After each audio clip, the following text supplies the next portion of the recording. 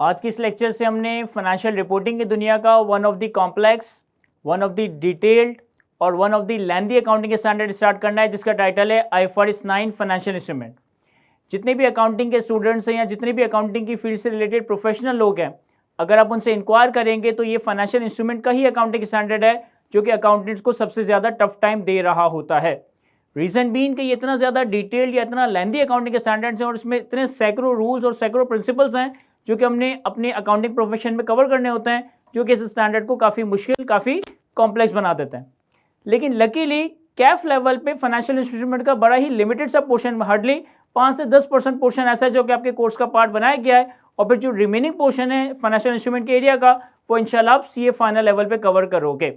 तो कैफ लेवल पे financial instrument के स्टैंडर्ड में हमने फाइनेंशियल इंस्ट्रूमेंट की डेफिनेशन देखनी है, फाइनेंशियल इंस्ट्रूमेंट का रिकॉग्निशन क्राइटेरिया देखना है, फाइनेंशियल इंस्ट्रूमेंट की क्लासिफिकेशन देखनी है, फाइनेंशियल इंस्ट्रूमेंट की इनिशियल और सब्सिक्वेंट मेजरमेंट कवर करनी है। तो ये बड़ा ही लिमिटेड सा पोर्शन है टोटल फाइनेंशियल इंस्ट्रूमेंट के स्टैंडर्ड का, हार्डली 5 से 10% पोर्शन जो कि आपने कैफ लेवल पे कवर करना है। बाकी जो रिमेनिंग 80-90% पोर्शन है वो इंशाल्लाह हम CA फाइनल लेवल पे कवर करेंगे। तो चलते हैं सर फाइनेंशियल इंस्ट्रूमेंट की डेफिनेशन की तरफ कि फाइनेंशियल इंस्ट्रूमेंट कहते किसको है। फाइनेंशियल इंस्ट्रूमेंट की डेफिनेशन है कि financial instrument is a contract that give rise to both financial asset for one entity, financial asset for one entity और फाइनेंशियल लायबिलिटी और an equity for another entity. Financial instrument एक ऐसे contract, एक ऐसे agreement का नाम है जो कि एक कंपनी के लिए फाइनेंशियल एसेट है और दूसरी कंपनी के लिए फाइनेंशियल लायबिलिटी या इक्विटी का नाम है। सर डेफिनेशन से तो हमें इतना अच्छा समझ नहीं आएगा, लेकिन कुछ एग्जांपल्स मैं आपको दूंगा तो आपको पता चलेगा कि हम अपनी अकाउंटिंग की बहुत सारी ट्रांजैक्शंस में फाइनेंशियल इंस्ट्रूमेंट्स को इस्तेमाल करते हैं, बस हमें अब तक पता नहीं था कि इन्हीं चीज़ों को फाइनेंशियल इंस्ट्रूमेंट कहा जाता है। फॉर एग्जाम्पल, आप नॉर्मली अगर अपने किसी कस्टमर को क्रेडिट्स पे गुड सेल करते हो तो आप अपने पास जनरल एंट्री क्या रिकॉर्ड करते हो? सर हम अपने पास जनरल एंट्री रिकॉर्ड करते हैं trade receivable debit sales credit, trade receivable debit sales credit. और वो जो कस्टमर जो आपसे क्रेडिट पे गुड परचेज कर रहा है वो अपने पास क्या जनरल एंट्री रिकॉर्ड करता है? सर वो अपने पास जनरल एंट्री रिकॉर्ड करता है purchases debit trade payable credit, purchases debit trade payable credit. तो आप दोनों के दरमियान, यानी कि आपके और कस्टमर के दरमियान एक उधारी का जो मामला तय हुआ, आपने अपने पास ट्रेड रिसीवेबल रिकॉर्ड किया और सामने वाले ने अपने पास ट्रेड पेबल रिकॉर्ड किया। सर ये ट्रेड रिसीवेबल ट्रेड पेबल ही फाइनेंशियल इंस्ट्रूमेंट है, यानी कि ये एक ऐसा फाइनेंशियल इंस्ट्रूमेंट है जो आपके लिए ट्रेड रिसीवेबल यानी कि फाइनेंशियल एसेट है और सामने वाले के लिए ट्रेड पेबल यानी कि फाइनेंशियल लायबिलिटी है। एक और एग्जांपल देता हूं। एक कंपनी है जो कि शेयर्स इशू कर रही है, एक कंपनी है जो कि शेयर्स इशू कर रही है और आपने जाकर उस कंपनी के शेयर्स बाय कर लिए और आपने जाकर उस कंपनी के शेयर्स में इन्वेस्ट कर दिया। जब आपने किसी कंपनी के शेयर्स में इन्वेस्टमेंट की तो आपने अपने पास एंट्री क्या बनाई होगी? Investments debit cash credit, investments debit cash credit. और जिस कंपनी के शेयर्स में आपने इन्वेस्टमेंट की उसने अपने पास की एंट्री बनाई होगी cash debit share capital credit, cash debit share capital credit. तो ये जो आपके और उस कंपनी के दरमियान शेयर ट्रांजैक्शन हुई ये भी एक फाइनेंशियल इंस्ट्रूमेंट है। आपने इन्वेस्टमेंट्स डेबिट की, आपने अपनी किताबों में फाइनेंशियल एसेट को रिकॉर्ड किया और सामने वाली कंपनी ने अपनी बुक्स में शेयर कैपिटल को क्रेडिट किया, यानी कि सामने वाली कंपनी ने अपनी किताबों में इक्विटी को रिकॉर्ड किया है। तो फाइनेंशियल इंस्ट्रूमेंट एक ऐसा कॉन्ट्रैक्ट, एक ऐसा अरेंजमेंट, एक ऐसा एग्रीमेंट जो कि एक वक्त में एक कंपनी के लिए फाइनेंशियल एसेट है और दूसरी कंपनी के लिए फाइनेंशियल लायबिलिटी या फिर इक्विटी को रिप्रेजेंट कर रहा होगा। अब जब हम आने वाले वक्तों में फाइनेंशियल एसेट के बारे में डिटेल में डिस्कस करेंगे तो आप देखोगे कि फाइनेंशियल एसेट भी दो तरह के होंगे। एक को हम नाम देंगे डेट इन्वेस्टमेंट, एक को हम नाम देंगे डेट इन्वेस्टमेंट और एक को हम नाम देंगे इक्विटी इन्वेस्टमेंट। यानी कि फाइनेंशियल इंस्ट्रूमेंट एक कंपनी के लिए फाइनेंशियल एसेट, दूसरी कंपनी के लिए या तो फाइनेंशियल लायबिलिटी या इक्विटी। जिस कंपनी के लिए फाइनेंशियल एसेट है तो फाइनेंशियल एसेट इटसेल्फ या तो डेट इन्वेस्टमेंट होगा या इक्विटी इन्वेस्टमेंट होगा। आम हालात में अगर फाइनेंशियल इंस्ट्रूमेंट सामने वाली कंपनी के लिए फाइनेंशियल लायबिलिटी है तो वो दूसरी कंपनी के लिए फाइनेंशियल एसेट डेट इन्वेस्टमेंट को रिप्रेजेंट कर रहा होगा।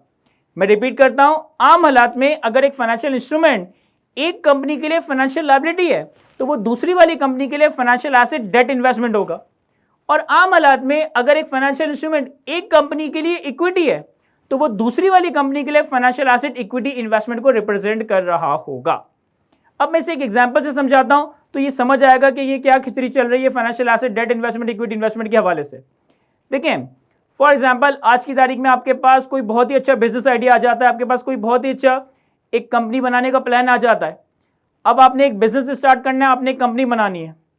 कंपनी बनाने के लिए हमें फंड्स की रिक्वायरमेंट है। हम फाइनेंशियल रिपोर्टिंग की या बिजनेस की दुनिया में पढ़ते हैं कि एक कंपनी फंड्स के लिए दो ही मेजर एवेन्यूज देख सकती है।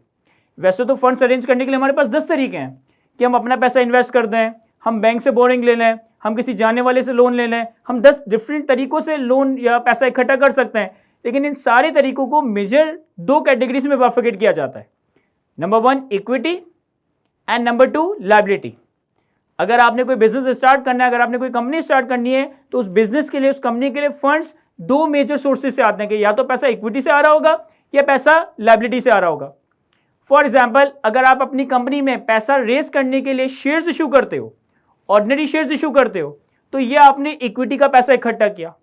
और फॉर एग्जाम्पल, अगर आप अपनी कंपनी में फंड्स अरेंज करने के लिए किसी से लोन लेते हो, किसी से बोरिंग करते हो, तो ये आपके लिए लायबिलिटी जन्म ले रहा होगा।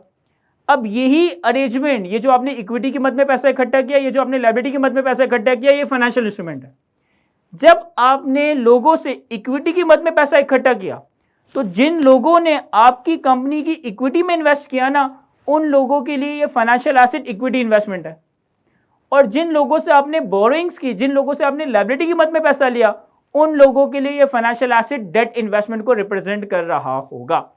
हम कुछ एग्जांपल से डिस्कस करते हैं।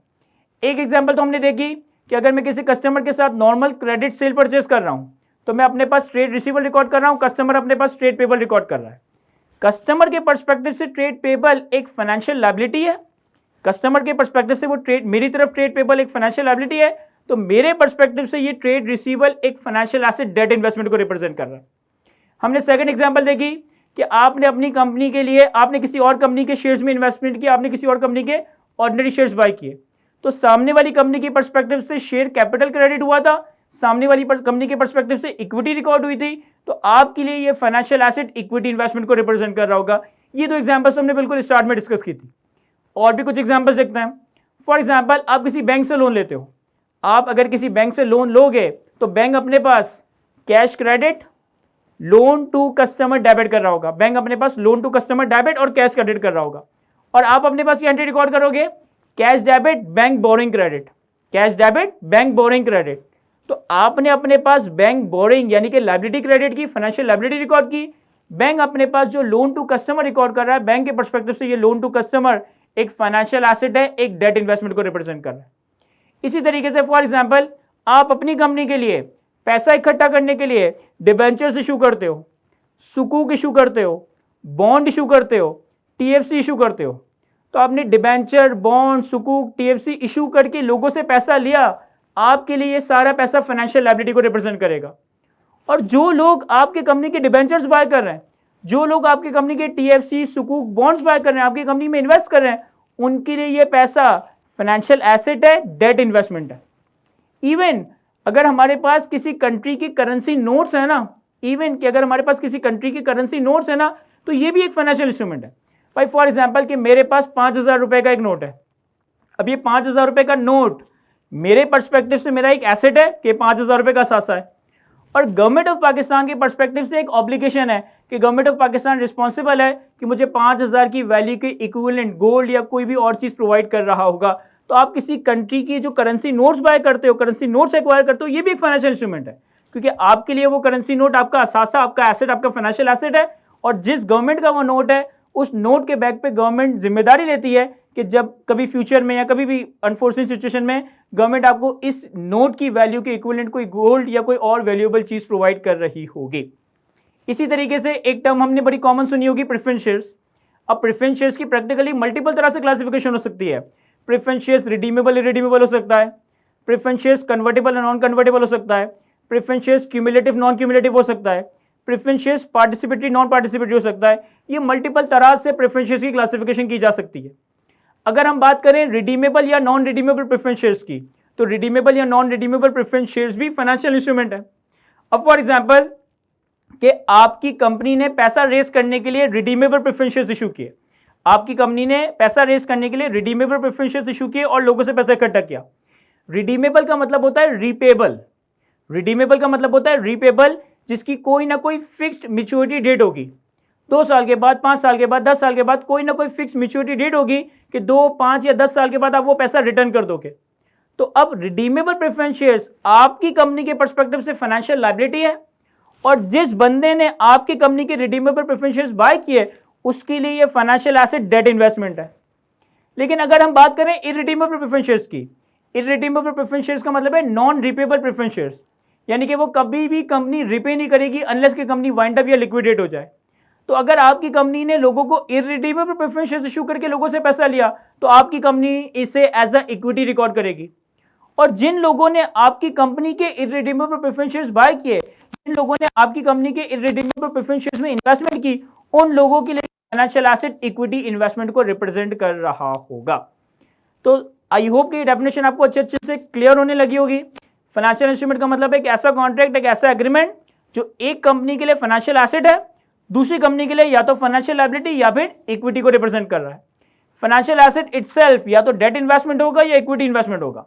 आम हालात में अगर एक फाइनेंशियल इंस्ट्रूमेंट एक कंपनी के लिए फाइनेंशियल लायबिलिटी है तो वो दूसरी कंपनी के लिए फाइनेंशियल एसेट डेट इन्वेस्टमेंट है, और आम हालात में अगर एक फाइनेंशियल इंस्ट्रूमेंट एक कंपनी के लिए इक्विटी है तो वो दूसरी कंपनी के लिए फाइनेंशियल एसेट इक्विटी इन्वेस्टमेंट को रिप्रेजेंट कर रहा होगा। एक बात याद रखिएगा कि जो हम अपने फाइनेंशियल स्टेटमेंट्स बनाते हैं ना, वो बनाते हैं on the basis of substance, वो बनाते हैं on the basis of substance rather than their legal form. क्या मतलब सर, हम अपने फाइनेंशियल स्टेटमेंट सब्सटेंस की बेसिस पे बनाते हैं, लीगल फॉर्म की बेसिस पे नहीं। हम किसी भी ट्रांजेक्शन को रिकॉर्ड करने के लिए उसकी कमर्शियल सब्सटेंस, उसकी अंडरलाइंग ट्रांजेक्शन की सब्सटेंस को देखते हैं, लीगल फॉर्म को नहीं देखते। इसी फ्रेज को मद्देनजर रखते हुए, इसी बेसिस को मद्देनजर रखते हुए, अगर आपकी कंपनी प्रेफरेंस शेयर्स इशू कर रही है तो अगर तो प्रेफरेंस शेयर्स रिडीमेबल है तो वो फाइनेंशियल लायबिलिटी है, और अगर वो प्रेफरेंस शेयर्स इररिडीमेबल है तो वो इक्विटी है। ये सब्सटेंस कहता है। सब्सटेंस ये कहता है कि अगर रिडीमेबल प्रेफरेंस शेयर्स है तो वो लायबिलिटी है, और अगर नॉन रिडीमेबल प्रेफरेंस शेयर्स है तो इक्विटी है। लीगल फॉर्म दोनों की ही इक्विटी की हो सकती है। Legally as per the Companies Act 2017 ये दोनों शेयर्स शेयर होल्डर ही कहलाए जा सकते हैं, लेकिन फाइनेंशियल स्टेटमेंट्स बनाते वक्त हम ट्रांजेक्शन का सब्सटेंस देखते हैं रादर देन लीगल फॉर्म। तो अगर रिडीमेबल प्रेफरेंस शेयर्स है तो ये कंपनी के पर्सपेक्टिव से फाइनेंशियल लायबिलिटी है, और अगर इररिडीमेबल प्रेफरेंस शेयर्स है तो ये कंपनी के पर्सपेक्टिव से इक्विटी को रिप्रेजेंट कर रहा होगा। तो ये तो थी हमारे पास फाइनेंशियल इंस्ट्रूमेंट की डेफिनेशन। अब हम बात करते हैं फाइनेंशियल इंस्ट्रूमेंट के रिकॉग्निशन क्राइटेरिया के हवाले से। तो फाइनेंशियल इंस्ट्रूमेंट का रिकॉग्निशन क्राइटेरिया कहता है an entity shall recognise the financial asset और financial liability in the financial statements. An entity shall recognize the financial asset or financial liability in the statement of financial position when and only when the entity becomes party to the contractual provision of the financial instrument contract. एक company, एक entity उस वक्त अपनी किताबों में financial instrument को record करेगी, उस वक्त अपनी किताबों में फाइनेंशियल एसेट या फाइनेंशियल लायबिलिटी रिकॉर्ड करेगी जब आप फाइनेंशियल इंस्ट्रूमेंट कॉन्ट्रैक्ट के कॉन्ट्रैक्चुअल प्रोविजंस का पार्टी टू द कॉन्ट्रैक्ट बन जाओगे। यानी कि जिस वक्त आपने किसी को लोन दिया, जिस वक्त आपने किसी से लोन लिया, जिस वक्त आपने किसी कंपनी की इक्विटी में इन्वेस्ट किया, जिस वक्त आप किसी कंपनी के शेयर होल्डर बन गए, जिस वक्त आप इस फाइनेंशियल इंस्ट्रूमेंट कॉन्ट्रैक्ट की कॉन्ट्रैक्चुअल प्रोविजंस का पार्टी टू द कॉन्ट्रैक्ट बन गए, सर ये आपका रिकॉग्निशन क्राइटेरिया है। आप अपनी किताबों में फाइनेंशियल इंस्ट्रूमेंट्स रिकॉर्ड कर रहे होंगे। तो आज के इस लेक्चर में हमने फाइनेंशियल इंस्ट्रूमेंट्स की डेफिनेशन देखी, एग्जांपल्स को कवर किया और फाइनेंशियल इंस्ट्रूमेंट के रिकॉग्निशन क्राइटेरिया के हवाले से बात की। आई होप ये सारी बातें मैं आपको अच्छे से एक्सप्लेन कर सका हूं। आज की इस गुफ्तगू को यहीं तक रखते हैं। Thank you.